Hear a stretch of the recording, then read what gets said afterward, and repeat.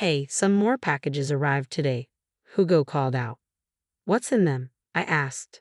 Oh, just some fishing gear. A colleague at work invited me to go fishing, so I bought some new stuff. Fishing gear? I felt uneasy seeing my husband Hugo's excitement. Didn't you buy fishing gear when we first got married and never used it? I was too busy to go, but that old gear is outdated. If I'm going, I need new stuff. I see. Is there a problem with that? Hugo's tone became defensive. It's not that, but my colleague was kind enough to invite me. I can't just say no. I have work, you know. I can't dwell on sentiment like you do. I understood what Hugo was saying, but it was hard to believe we were a couple sharing the same sorrow when he seemed so happy, like nothing had happened. I'm Cynthia, 33 years old, and we've been married for 6 years. Hugo was making these fishing plans just 2 months after our daughter passed away. I still couldn't get over my grief, but I couldn't understand how Hugo seemed so unaffected. My father-in-law, Wilson, passed away in our 2nd year of marriage. He adored his granddaughter and loved her more than anything. I wonder if they're together in heaven now.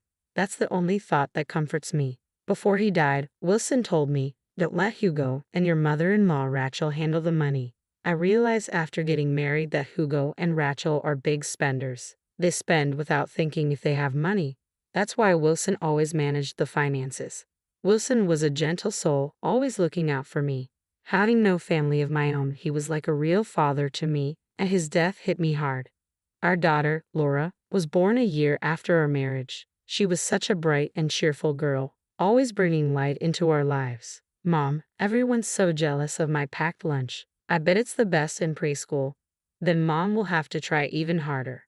Mom, can I ask for a little favor? What is it? Can you make more food for my next packed lunch? I want to eat more. Can you eat that much? I won't leave any, I promise. Okay, I'll do it. The following month, Laura's preschool teacher quietly told me something. There was a child in class who never had a mom and whose dad was too busy with work to make a packed lunch, always bringing just a supermarket sandwich and an apple. Laura had been sharing her packed lunch with this child.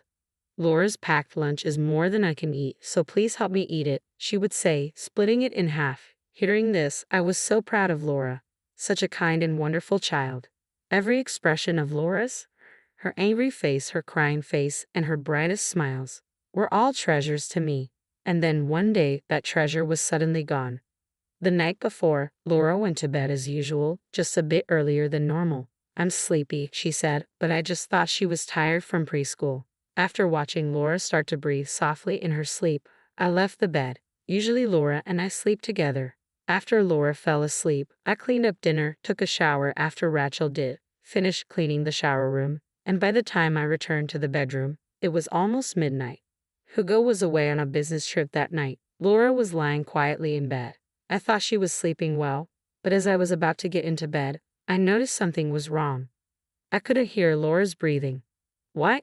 I reached out to touch Laura's cheek. It was noticeably colder than usual. Laura, what's wrong? Laura was completely unresponsive.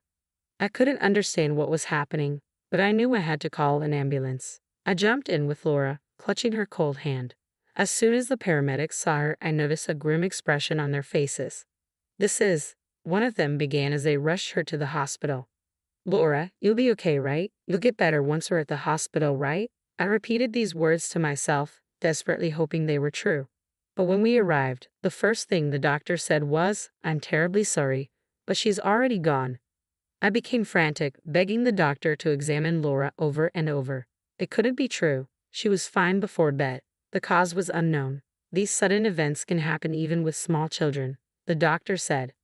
I had heard such things before, but never imagined it could happen to my own child. Laura and I had only lived together for 4 short years. I thought we had decades ahead of us. I couldn't believe she was suddenly gone. Overwhelmed, I panicked and passed out. When I woke up, Hugo and Rachel were there, having been notified of what happened. I realized I had forgotten to call Rachel when I left the house. Where's Laura? I hoped it was all a bad dream, but Hugo gestured that she was gone. How can this be? Neither Hugo nor Rachel said anything, but their eyes seemed to confirm my worst fears. For a while, I was almost catatonic. I cried looking at Laura's things, cried watching her favorite cartoons, and cried remembering her in everything I did. At first, Hugo didn't say anything, but gradually he began to sigh audibly and mutter, "She's so morbid." Rachel too started to nag me. "Hey, how long are you going to be in a daze? Housework is Cynthia's job, isn't it? Could you please get it together?" "I'm sorry," I said, knowing I shouldn't be like this. But my heart was heavy and I just couldn't function as efficiently as before. Yet, as they say, time heals. About 6 months later, I started to manage the daily routines normally again. Hugo did cry a bit at the funeral, but he was never what you would call a doting father. He preferred playing games over spending time with Laura, which is why she wasn't very attached to him. Maybe Hugo wasn't as heartbroken because he didn't feel much of a connection as a parent. But who else will mourn for Laura, our daughter who only lived for 4 years, if not her parents? About a month after Laura's death, Hugo returned to his usual spendthrift self, enjoying shopping and browsing the web. When Laura died, both Hugo and Rachel looked at me as if it was my fault, like they were silently blaming me. But they didn't say anything, probably because they weren't as heartbroken about her absence as I was. I didn't expect them to grieve the same way, but I wish Hugo, as a parent who lost a child, would have been more supportive. Rachel, on the other hand, went back to her routine within a week. She resumed shopping, going out with friends, and laughing as if Laura had never existed. When Laura was born, Rachel frowned upon seeing her face. "She looks more like Cynthia than Hugo. We can't expect much from her future," she would say. She often ignored Laura and seemed reluctant to interact with her, probably not feeling any special affection. She didn't shed a tear at the funeral.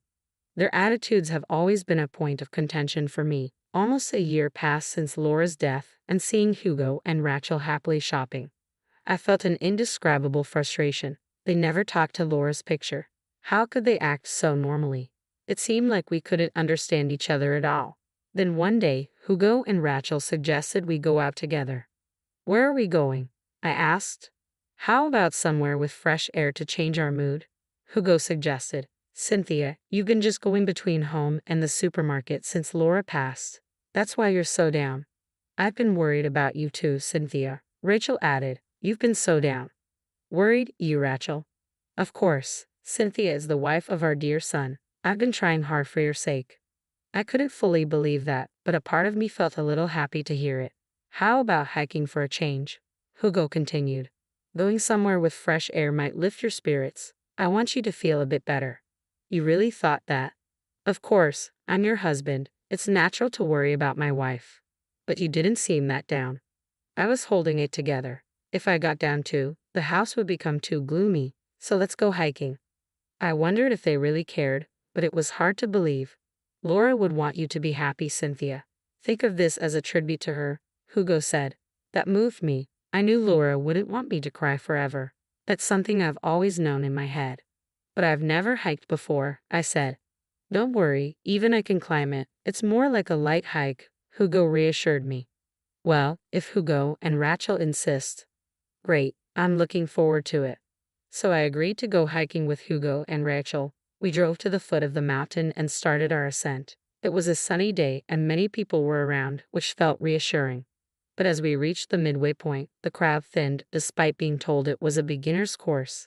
I was surprised by the roughness of the terrain, yet Hugo and Rachel walked with ease, familiar with the area. "Hey, let's take this path," Hugo suggested. "Ha! Yeah, it looks less crowded. Let's go that way," Rachel agreed. "But shouldn't we follow the path everyone else is taking?" I asked, feeling uneasy. "It's fine. I've been here before and know the way. This path is straightforward, and you can't get lost," Hugo reassured me. "If Hugo says it's okay, then it must be," Rachel added. "Trust me, there's a really scenic spot just ahead, Cynthia. You'll be amazed." Before finishing his sentence, Hugo started walking down the path, followed by Rachel. Reluctantly, I followed them, but the further we went, the more rugged the path became, almost like a trail for animals rather than a proper path. "Wait, are you sure we're on the right path? Can we really get through here?" I asked, my concern growing. "Don't worry, we'll reach a wider path soon. Just keep up," Hugo said confidently. Hugo and Rachel continued, seemingly sure of themselves. Rachel, now 60, was surprisingly nimble, walking more effortlessly than I was. Soon they were far ahead, their figures intermittently visible through the dense foliage. "Wait, don't leave me behind here," I called out. Hurry up. We'll run out of daylight. Hugo's voice echoed from the distance. I hurried, but couldn't catch up. Their heads, once visible, were now out of sight. Hugo, Rachel, I called out in fear, but no reply came.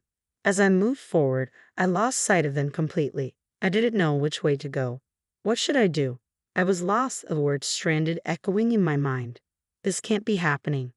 Maybe I should have stayed put, thinking Hugo would come back for me. But as time passed, neither Hugo nor Rachel appeared. There was no sign of anyone approaching. Knowing I couldn't just stand there, I started walking again, filled with fear. My anxiety grew as I realized I couldn't tell which way was which. I decided to retrace my steps, but even finding my own tracks on this unmarked path was a challenge. I felt like I was getting deeper into the wilderness. Panicking, I stumbled several times, each fall draining more energy. Soon, the surroundings began to darken, and my anxiety intensified. If night fell, I wouldn't be able to descend. The temperature dropped as evening approached. It was late March, but the nights were still cold, especially in the mountains. What would happen if I had to spend the night here? Exhausted, I collapsed against a large tree. I can't go on, I voiced my despair. Thoughts of this being the end of my life crept in, my consciousness fading. In my dimming awareness, I heard a voice I had longed to hear. Mom, Mom. Shocked, I opened my eyes. There was my dear Laura. Laura, is that you? Laura smiled at me. Ah, I must be in heaven, I thought hazily. I reached out to hug Laura, but she seemed to slip through my arms, flying away. Laura, Mom is over here. Laura turned and started running. Wait, I reflexively stood up to follow Laura, feeling strangely energized despite my earlier exhaustion. This couldn't be the real world, but if it meant holding Laura again, I didn't care if it was a dream. When I thought of that, I naturally felt motivated. I felt invigorated and chased after Laura. Laura, wait, I called. Laura turned back, smiling. It felt like playing tag with Laura, a joyful feeling. Before I knew it, I had reached the foot of the mountain, and Laura was gone. Laura, where are you? Laura was nowhere to be seen. Had I just seen an illusion? Then someone shone a flashlight on me. Are you okay? I got lost on the trail. Are you hurt? Thank you, I'm fine. My family must be waiting for me. I headed down to the parking lot at the foot of the mountain, but our car wasn't there. Had Hugo and Rachel left without me? No way. As I stood there dumbfounded, I saw a faint image of Laura where her car should have been. Laura. I ran towards her, but my body passed right through. I couldn't embrace her. Laura looked sad, as if she wanted to tell me something. I felt she had a message for me. Then I realized something was very wrong. If we had been separated, they would have reported me missing. The area should have been in an uproar, but no one seemed to be looking for me. The parking lot was silent and deserted. Did Hugo and Rachel not even try to find me? What does this mean? Laura must have appeared to show me this. I went to the station and took a train home. I noticed people staring at me curiously, but I was too preoccupied to care. I quietly opened the door and peeked inside. I could hear Hugo and Rachel's voices, unnaturally cheerful. I sneaked into the next room and observed them through a gap in the sliding door. They were drinking and laughing, unconcerned that I hadn't returned. We did it. No more of her depressing face, Hugo said. Wonder how she's doing now, shivering in the mountains. Just thinking about it makes me laugh. Cynthia is so slow, she'll never make it back, Rachel added. It's going to be extra cold tonight. Imagine her alone and cold out there. We'll tell people she ran off with another man, then file a missing person report. When will we get the insurance money? Hugo asked. It'll take a few years before she's declared legally missing. If only her body was found, we'd get it faster. Let's say she called from the mountain. Then they'll find her sooner. My son is so clever, Rachel praised. Hearing this, I trembled with anger. I couldn't believe they had planned this. I listened to their conversation, unnoticed. I was a fool to ever think of them as family. Make sure to cry at the funeral, Hugo said. You didn't shed a tear for Laura. Well, I wasn't sad. Laura wasn't cute. She looked just like Cynthia. Rachel replied, I never wanted kids. They're just annoying. Hearing this, I burst open the sliding door. Hugo and Rachel looked at me in surprise, their expressions frozen in shock. Hugo backed up against the wall while Rachel covered her head with a throw. I realized I must have looked like a ghost covered in mud, with torn clothes and scratches. I decided to play along. I'll haunt you. I declared, my voice echoing through the room. They shivered in fear. It wasn't me. Blame Hugo, Rachel yelled. What? You agreed. Mom was the one laughing about how cold it must be. Hugo protested. It's not my fault. Haunt her. Hugo pleaded. Hugo, selling out your own mother. What if I get haunted? Rachel said, terrified. I'm sorry. I'm sorry. Please go to heaven. They begged, beyond reason. They must have really thought they had sent me to the afterlife. I'm still very much alive, I said, lifting my foot to show them. They looked utterly bewildered. What was your plan, leaving me in the middle of the mountains? I just wanted to fulfill your wish, Hugo stammered. You wanted to see Laura, right? I thought I'd send you to her. It was out of kindness. I was speechless. Did they really think that excuse would hold up? I heard your entire conversation, I informed them. Their faces turned even paler. Of course, I'll be divorcing Hugo. I can't stay here, not with my life on the line. Too bad you won't get the insurance money. I recorded your conversation. I'm taking it to the police. What? I'll consult a lawyer, and you'll face the consequences. Cynthia's fine, right? We didn't commit any crime. I won't let this go unpunished. Perhaps it was seeing Laura that gave me strength or knowing their evil intentions, but I felt a newfound power within me. I wasn't going to lose. Rachel, still unable to believe I was alive, peeked out from under her throw at Hugo, and me, still trembling. On the contrary, I wanted to ask myself, do I look that much like a ghost? I didn't bother with their stunned faces and began gathering my belongings to leave the house. I had no destination in mind but managed to find a no-frills hotel. I was grateful for the savings I had hidden before marriage. Hugo and Rachel didn't know I had savings. They would have demanded it if they did. The next day, I visited the police and a lawyer's office. Abandoning a healthy adult in the mountains might not constitute abandonment, but intentionally leaving someone in a dangerous place was illegal. Some punishment was inevitable. My lawyer said I could claim damages for emotional distress. My recording of their conversation led to their arrest for fraud and assault, resulting in a criminal sentence. The divorce was finalized and I claimed compensation and damages. I had secretly saved money just as Wilson advised, slowly transferring small amounts from our living expenses account to another one. Even though the savings were from after marriage, all payments were made to me, leaving Hugo with nothing. I found a place to live and a job. I'll never overcome the grief of losing Laura, but I cherish the happy memories we shared. As long as I have these memories, I won't be lonely. Laura saved my life. She wanted me to live. I'm the only one who can cherish her memories. I'm not alone. Laura's smiling face is always with me. Mom, I love your smile, Laura often said. So I'll keep smiling. The smile Laura loved